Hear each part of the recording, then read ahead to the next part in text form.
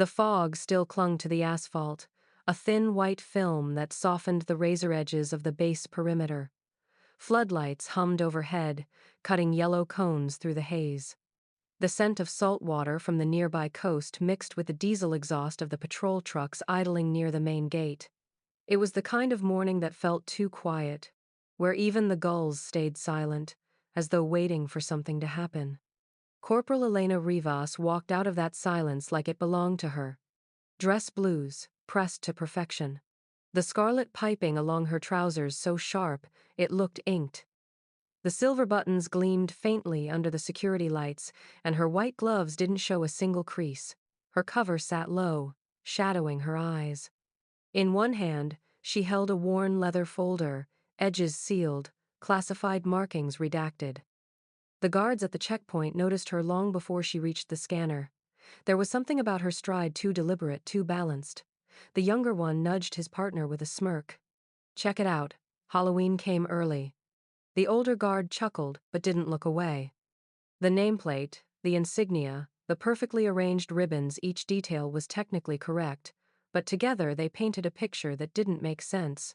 Too much distinction for someone barely in her 30s. Too quiet, too confident. Rivas stopped precisely at the yellow line before the gate. "Morning," she said, voice level, not loud, not deferential, just even. The younger guard leaned on his rifle. "Morning, ma'am. That's quite a uniform you've got there. Mind telling us where you're headed?" "Command center. Classified appointment." She slid her ID across the counter without another word. He studied the card. The lamination looked real, but the clearance code was one he didn't recognize. The barcode refused to scan. "We're gonna have to check this, Corporal. New system updates, you know." "Of course," she said simply. He turned to his partner, still smirking. "She's good at it, though. You gotta admit. Whole thing looks legit." Rivas didn't react. Her posture didn't shift, not even when he laughed. The quiet around her wasn't defensive, it was practiced. Intentional. A silence that made noise irrelevant. "Mind if I ask where you got those ribbons, ma'am?" the older guard asked, tone half curious, half suspicious. "Deployment," she said. "Yeah? Which one?" She met his eyes for the first time. They were steady, unreadable, the kind you don't list. The younger guard snorted, but it died halfway out of his throat. There was something about the way she stood, heels together, shoulders straight, eyes locked just above their heads, that didn't match arrogance or fear. It was discipline. The kind that didn't come from parades or paperwork. Minutes dragged. A cold breeze swept across the checkpoint, pushing the fog into slow coils that curled around her boots. Somewhere behind the guardhouse, a radio cracked with static and a clipped voice. "Verification pending. Stand by." The older guard exhaled, rubbing the back of his neck. "Look, Corporal. Regulations say we hold anyone until we confirm credentials. Nothing personal." "Understood," she said again, tone unchanged. He nodded, but there was an edge of discomfort in his movement now. Every instinct told him this wasn't a fake. It wasn't some poser in surplus blues. He couldn't name it, but her stillness felt heavier than any rank he'd ever saluted. The younger one tried again. "You got anyone to vouch for you, Corporal? Commander, superior officer, cosplay club?" That time she looked at him slowly, calmly. Her gaze landed on his name tag for half a second. Then, in that same calm voice, she said, "If I needed someone to vouch for me, you'd already know who to call." The air tightened between them. Even the hum of the floodlights seemed to fade. The older guard opened his mouth to say something, but the radio crackled again. This time sharper, lower, clipped with tension. "Gate 1. Hold your position. Do not escalate. Repeat, do not escalate." Both guards froze. They exchanged a glance. "Copy that," the older one answered. Rivas didn't move, didn't speak. The mist behind her thickened, and in that soft curtain of gray, her silhouette looked less like a visitor and more like a shadow waiting for the world to remember her name. When the younger guard finally stepped back and muttered, "She's too calm for this," the older one whispered, "Yeah, that's what worries me." The fog rolled in heavier, wrapping around her boots again. Somewhere in the distance, the sound of engines approached slow, deliberate, organized. Riva stood still, eyes forward, as if she'd been waiting for them all along. The security outpost smelled of burnt coffee and disinfectant, that sterile mix of long shifts and bureaucracy. Concrete walls pressed in close, humming faintly with the vibration of aging fluorescent lights. A single flag hung in the corner, edges curled from heat and time. It was supposed to be a place of order, of control, but that morning the atmosphere felt unsteady like the air before a storm. Corporal Elena Rivas sat on a metal chair at the center of the room, wrists resting lightly on her knees, posture untouched by fatigue. Her cover was still in place, brim straight, the black band catching the light every time the ceiling fan turned. Across from her stood Sergeant Hale, a man built like the bureaucracy itself, thick, blunt, immovable. His uniform was regulation to the thread, his tone heavy with authority he'd worn for too long. "You understand why we're holding you, right?" he asked, pacing in slow, deliberate circles around her. "I understand procedure," she said. "That's good," he replied, stopping behind her. "Because that ID you handed over isn't reading on any of our systems. No record, no clearance confirmation. So maybe you start explaining how a corporal with 5 commendations, 2 combat citations, and a Purple Heart nobody's heard of walked through my gate this morning." Rivas didn't look up. "You're not cleared for that answer." Hale blinked, processing the words, then laughed short and disbelieving. "You rehearsed that? You think that line works outside the movies?" No response. He leaned over the table, voice dropping. "Look, lady, I don't know what game you're playing, but this is a secure installation. You show up unregistered, carrying an outdated sidearm, and quoting clearance levels that don't exist on this base. You're either lying or you're insane." At that, her head tilted slightly, as if studying him. "Neither," she said. "But you're wasting time verifying what isn't yours to verify." Hale straightened, his jaw tightening. He signaled to the 2 guards at the door. "Record this. I want full documentation." One of them flicked on the wall camera. The red light blinked alive, bathing the concrete in intermittent pulses. He stepped forward. "Remove your cover." "No," Rivas said simply. "That's an order, Corporal." "No, Sergeant, it's not." For a moment, no one moved. The only sound was the faint hum of the air vent and the steady click of the camera. Hale's nostrils flared. "You think this is optional? You think because you walked in here wearing some fancy blues you can just—" She cut him off without raising her voice. "You don't have jurisdiction to issue that command." The words hung there, clean and cold. One of the guards shifted uncomfortably. The other, younger, whispered, "What does that even mean?" Rivas slowly turned her head toward them. "It means," she said, "that the chain of command you're used to doesn't reach where I've been." Something flickered in Hale's eyes, then a hesitation, faint but real. He looked down at her holster, at the sidearm she carried. It wasn't just the weapon itself, but how times it was worn. Forward draw, close to centerline, adjusted for minimal transition time. A grip angle most Marines wouldn't even recognize. It was a setup meant for fluid movement under extreme stress, not ceremonial posture. "Where'd you learn to carry like that?" he asked. Quieter now. Rivas blinked once, slowly. "Training." "Whose?" "You're not cleared for that answer." The repetition hit harder this time. Not defiance, precision. It wasn't arrogance. It was control. The kind that didn't need permission to exist. Hale exhaled, tension leaking through his posture. "You realize how this looks, right? No record, no file, no verification. We run you through the system, and you don't exist." She nodded once. "That's the point."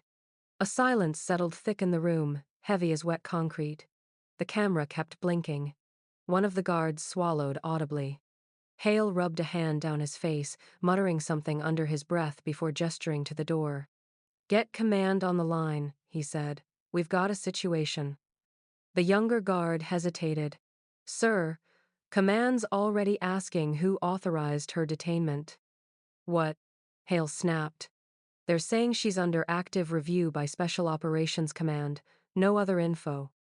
Rivas looked up then, finally meeting Hale's eyes. The faintest trace of understanding passed between them, not victory, not smugness, just inevitability. "Release her," came the voice over the radio speaker. A different tone now clipped, commanding, from someone Hale didn't outrank. Hale's throat worked. "Sir, with respect." "Release her, Sergeant. Immediately." Rivas stood, smoothing the sleeve of her uniform. Her movements were calm, efficient, practiced. As she passed Hale, she stopped beside him just long enough to murmur, "Next time, trust what you don't understand." And then she was gone, boots striking the concrete in a rhythm too steady to belong to someone ordinary. The door closed softly behind her, and the outpost fell into a silence so thick it felt unnatural. Hale stood staring at the blinking red light of the recording camera, the last trace of a conversation he suddenly wished hadn't been filmed. The low hum of engines broke the morning stillness, distant at first, a vibration more felt than heard. The fog at the gate still hadn't lifted. It rolled like slow smoke across the asphalt, curling around the floodlights, softening everything except the tension that hung sharp in the air. The guards had just begun to breathe again after Rivas left the outpost. They hadn't spoken much, each man trying to convince himself that the unease crawling under his skin was just fatigue. But then came the sound, heavy, synchronized, deliberate tires on gravel, brakes hissing in unison. 3 black SUVs rolled through the mist like shadows given form. No license plates, no insignia. Just the dull gleam of reinforced glass and the kind of precision that screamed authority without needing to announce it. The younger guard stepped forward automatically, hand raised to halt them, but his voice caught before the word left his throat. The convoy didn't slow for him, it slowed for the checkpoint itself, as if it knew exactly where to stop. Engines idled, doors opened in perfect sequence. 6 men stepped out, not one speaking. They moved like a single organism, efficient, balanced, aware of every inch of space between them. Each wore plain fatigues without rank insignia, but it didn't matter. You could tell what they were by the way they carried their silence. SEALs didn't need to announce themselves, the quiet did it for them. Sergeant Hale came out of the outpost, jaw tight, clipboard in hand, his voice ready for another procedural confrontation. But when he saw them, the words died halfway. There was something in the stillness of those 6 men that froze even protocol. The lead stepped forward, older, square-jawed, eyes that had seen too much and decided to keep most of it buried. His gait was smooth, his stance grounded, his presence heavy without effort. Lieutenant Commander Hayes, the kind of man who didn't explain things twice. He scanned the scene once, the guards, the gate, the still open outpost door, then his gaze found her. Rivas was standing near the edge of the road, her back to the fog, posture immaculate. The faint wind tugged at the edge of her dress blues. She didn't move, didn't acknowledge him, didn't need to. Hayes stopped. The other SEALs followed, instinctively aligning behind him. Then, in one fluid motion, all 6 snapped to attention. No commands, no hesitation. Their salute hit the air like thunder disguised as silence. The guards froze mid-breath. Even the radios seemed to go quiet, the static folding into stillness. Hale's clipboard slipped from his hand, clattering softly against the concrete. For a moment, nothing existed except the hum of the engines and the whisper of the wind pushing through the fog. Rivas turned her head slightly, just enough to meet Hayes's eyes. There was no expression, no smile, no nod, only the faintest acknowledgement, the kind that passed between soldiers who had already survived the same ghosts. The younger guard finally whispered, voice dry and small, "Who the hell is she?" Hayes didn't look away from Rivas when he answered, His tone was flat, quiet, almost reverent. That's who trained us. The words hit harder than a shout. Every man at that gate felt it, the sudden shift in the hierarchy of things. Whatever they thought they knew about rank, command, or experience evaporated. The world seemed to rearrange itself around her silence.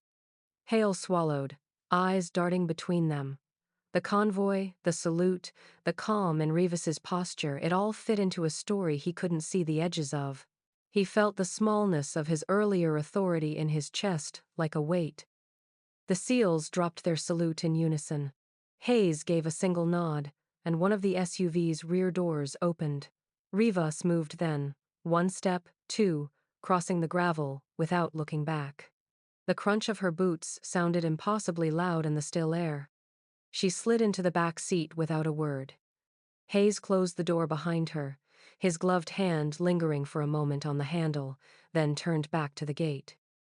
"Stand down," he said simply. "You didn't see her." And just like that, they were gone. The engines growled low, pulling away into the fog, swallowed by distance and silence. For a long moment, no one moved. The younger guard finally exhaled, muttering, "She trained times them asterisk?" Hale didn't answer. His eyes stayed fixed on the empty road. He'd been in the Corps for 15 years and thought he'd seen every kind of soldier. But what he'd just witnessed didn't fit into the structure of anything he understood. The fog shifted again, curling across the gate like the sea reclaiming its tide. Somewhere beyond it, the convoy vanished. But the silence they left behind that hung in the air long after they were gone. The security office was quiet, the kind of quiet that hums after something unexplainable. The fluorescent lights flickered overhead, tired and uneven. Papers that no one wanted to pick up still littered the desk, the clipboard Sergeant Hale had dropped earlier, now resting against the leg of a filing cabinet. Outside, the wind had shifted, rolling the fog back toward the sea. Inside, no one could shake the image of 6 SEALs saluting a Marine none of them had ever heard of. The younger guard, Davis, sat hunched in front of the terminal, his fingers tapping anxiously against the keyboard. He'd been trying for hours to pull up anything, a file, a record, a hint of who Corporal Elena Rivas really was. The system kept returning the same message, asterisk, asterisk, ACESS restricted level 6 clearance required, asterisk, asterisk. He'd never even seen a level 6 lock. Command only mentioned it when they wanted people to stop asking questions. Hale stood behind him, arms crossed, eyes fixed on the monitor. His voice was lower than usual, stripped of its earlier authority. "Run the backtrace again," he said. "I've done it 3 times, Sarge. It keeps looping." "Then dig deeper." Davis hesitated. "That could flag us for breach." "Then we'll deal with it," Hale snapped, though his tone lacked conviction. The day's events had hollowed him out. He had watched career operators salute a woman his system didn't even recognize as existing. Davis tried again, opening the command console, bypassing the usual channels. The cursor blinked, patient and indifferent. Then, for a brief moment, a line of text appeared in the lower corner of the screen. Asterisk asterisk Phantom Division authorized access only. Asterisk asterisk. Hale frowned. Phantom Division? Never heard of it. "Neither have I," Davis murmured. "There's a tag under it. Wait." He clicked it before thinking. The screen went black. A hum rolled through the machine like a pulse. And then, line by line, information began to load. Sparse. Fragmented. Redacted almost to nothing. Name, Rivas, Elena M. Asterisk, asterisk rank. Asterisk, asterisk corporal. Field designation. Asterisk, asterisk assignment. Asterisk, asterisk redacted. Asterisk, asterisk unit. Asterisk, asterisk Joint Special Operations, Experimental Unit. Asterisk, asterisk role. Asterisk, asterisk instructor. Asterisk, asterisk active. Asterisk, 2016, 2021. And then, just beneath it, one unmarked entry. Asterisk asterisk status Phantom Division. Confirmed. Asterisk asterisk. The words hung there for seconds that felt like minutes. Davis leaned back slowly. Experimental unit? That's blacker than black. Hale didn't answer. His gaze stayed fixed on the line that read Times Instructor. Asterisk. A corporal couldn't have trained SEALs. Couldn't have instructed Tier 1 operators. Couldn't have just walked off a base without orders. And yet she had. A soft chime cut through the silence. The cursor blinked twice, and then the screen began to rewrite itself. The text dissolved, letter by letter, vanishing into static. "What's happening?" Davis whispered. "Systems purging it," Hale said quietly. "We tripped something." Within seconds, the file was gone. Even the cached fragments disappeared. The terminal returned to the main screen, blank and unremarkable, as if the name had never existed. Hale stared at the reflection of the empty monitor. "She's not supposed to be on record," he said. "Never was." Davis sat back, pale and wordless. "So what now?" Hale turned toward the window. The fog was thinning outside, replaced by a pale, distant glow from the horizon. "Now," he said slowly, "we remember what we saw and pretend we didn't." They stood there for a while, listening to the wind scrape against the walls. Somewhere far off, thunder rolled across the ocean, a slow, deep rumble that felt less like weather and more like acknowledgement. Outside, down the long stretch of empty road leading away from the base, a figure moved through the mist. Rivas walked with the same calm precision she'd carried all day, the soles of her boots leaving faint impressions on the damp pavement. She didn't look back. She didn't need to. The road ahead was silent, and that silence belonged to her. The headlights of the passing convoy caught her for a moment. The gleam of her buttons, the edge of her jaw, the steady rhythm of someone who lived by her own cadence.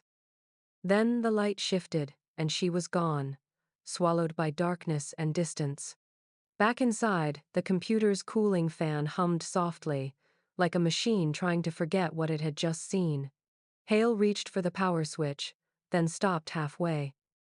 He stared at the monitor one last time before saying, almost to himself, "She trained them." Davis didn't respond. There was nothing to say. The screen went black, the hum faded.